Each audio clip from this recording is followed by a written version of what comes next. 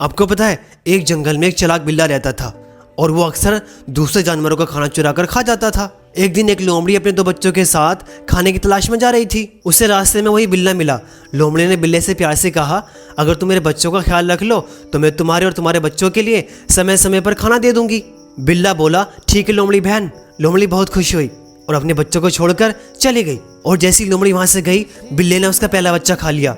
लोमड़ी ने कुछ दिन के बाद आकर देखा उसका पहला बच्चा गायब। जब बिल्ले से पूछा तो बिल्ला झूठ भरकर बोला, शायद खेलते खेलते कहीं खो गया है। अगले दिन दूसरा बच्चा भी गायब। लोमड़ी समझ गई कि मेरे बच्चों को खाने में इस बिल्ले का ही हाथ है। लोमड़ी उदास हो गई और उसने गोट से प्रार्थना की कि मैंने तो इसे अपने बच्चों का रक्षक बनाया था, पर ये तो मेरे बच्चों का भक्षक बन गया। अब मैं कुछ नहीं कर सकती, अब सब कुछ तेरे हाथ है। कुछ दिन के बाद बिल्ला अपनी चालाक प्लानिंग की वजह से फंस गया। वो जंगल में चोरी करने गया था। चलते चलते उसका खाना जल गया और वह घबरा कर गिर गया। तब लोमड़ी दौड़ी और अपने बच्चों का बदला ले लिया। मोरल, ऊपर वाला सब देख रहा है।